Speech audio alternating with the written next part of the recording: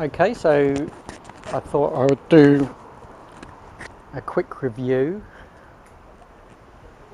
of my new toy. Well, that's annoying, I've got my shadow in there.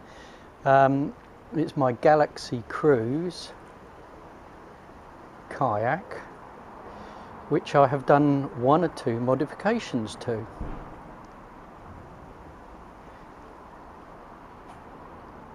People who know the Galaxy Cruz will probably spot some of these before I even mention them.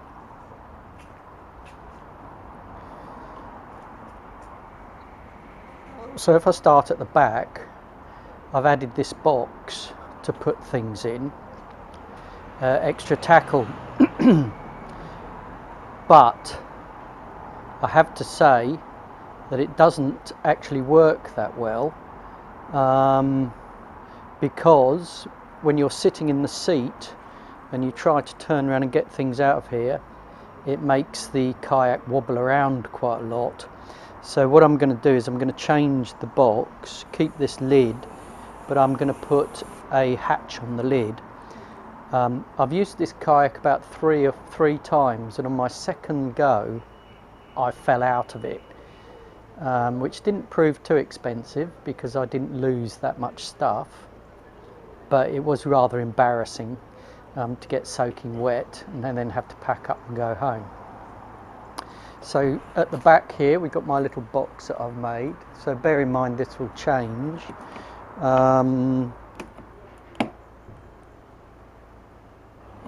That's the idea, and of course what you have to remember if you have got a box like this is always make sure the lid's on, so that if you do tip up you won't lose everything out of it. Fortunately, because I'm new to this game of kayaking, fishing from a kayak, I took the minimal amount of gear, so I didn't lose anything.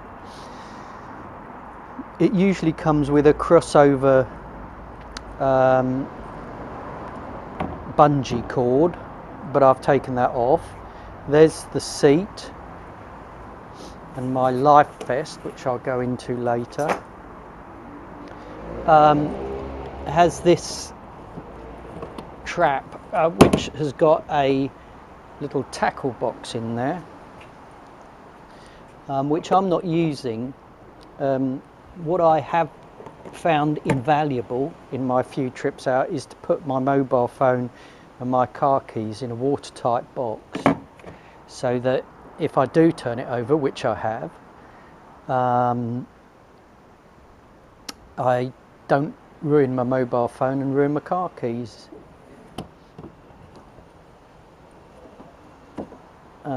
So you've got a cup holder, and I have attached my fish finder here. The standard Galaxy Cruz comes with a rod holder that bolts onto here, and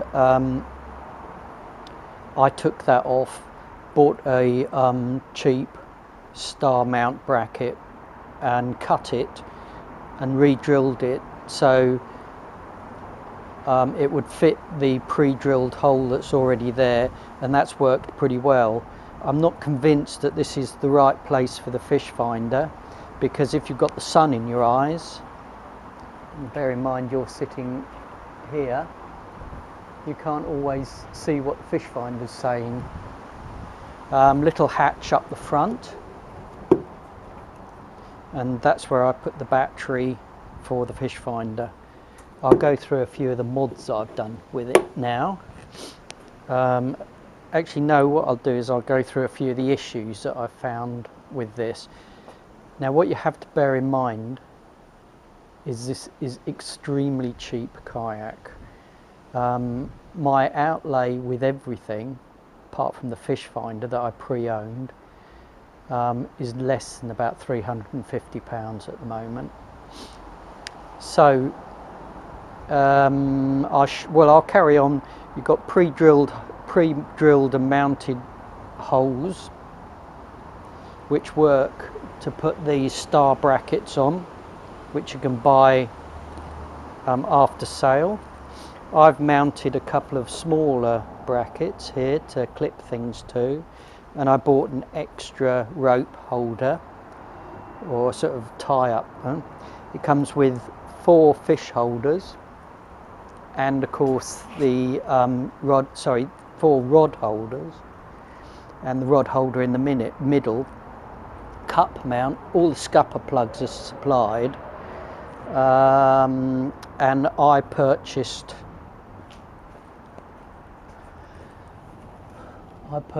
the trolley as part of the package. Right, so on to my little modifications. Well, the first one is obviously the box. The second one is the anchor mount.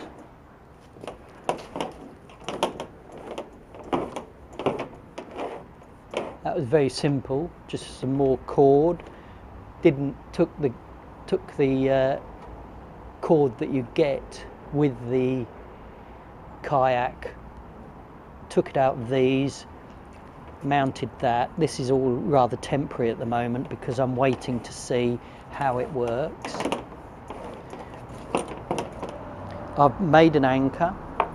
I've got a buoy so that if I unleash the anchor, if I get into trouble and unleash the anchor, I can go back and find it.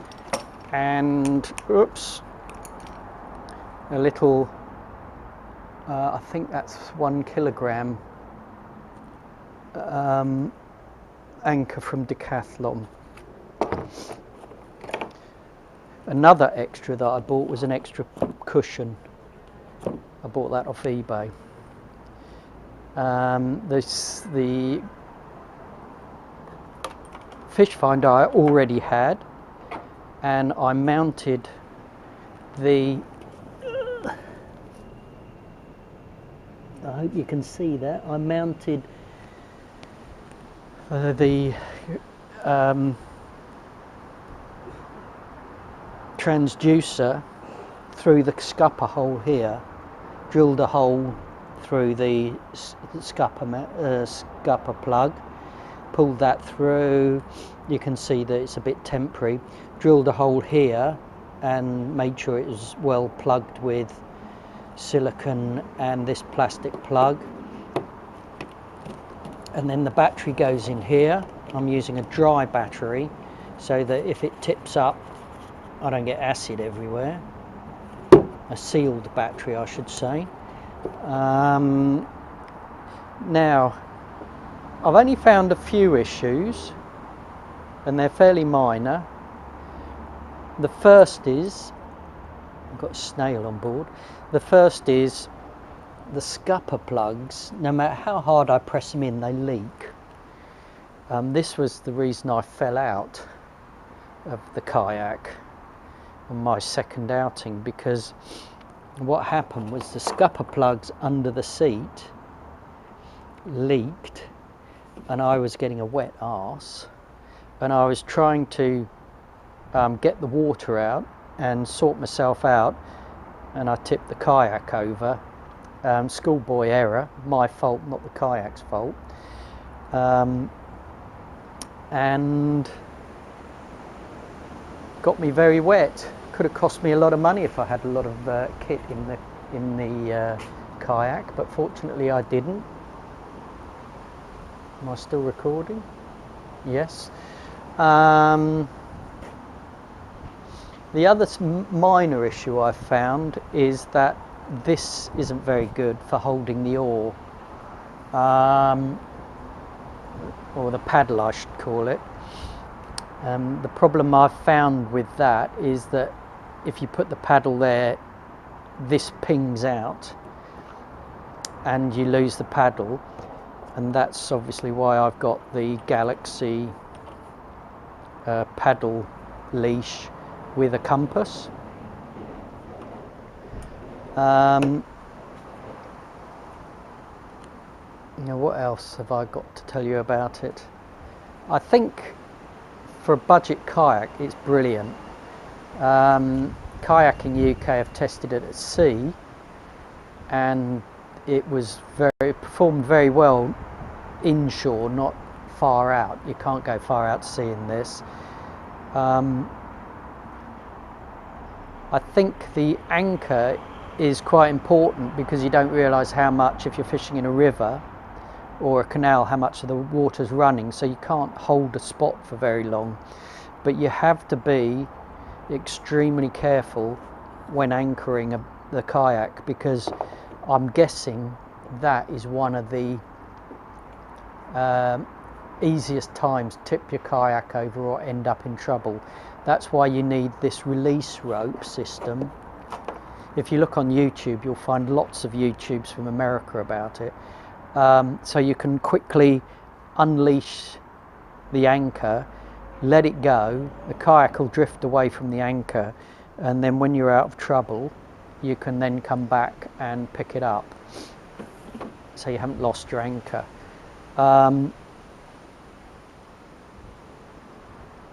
There you are. Fantastic bit of kit. I really like it. I'm not convinced I'm going to get a huge amount of use out of it. I'm going to be fly fishing from it, which will be interesting, and I'm lure fishing on the rivers and the canal with it. You do need to purchase some special licenses to fish, say, the Grand Union Canal or the River Thames, which is where I will be doing. But I want to get more experience before I go on something like the Thames. The last and probably the most important thing is your Lifejacket personal flotation device. When I went in the canal, this, which I bought from Decathlon, kept me nicely afloat. I didn't have any issues with my head going under the water. You can see it's nice and bright and easy to spot. So you must always wear a life jacket. Well, I hope you enjoyed that. Give me some comments. I'll add on some footage of me fishing from it. I haven't actually caught anything yet, but I'm sure that will change fairly quickly as I get used to fishing from it and find a few spots to fish with it. Let me know what you think. Cheers, thanks for watching.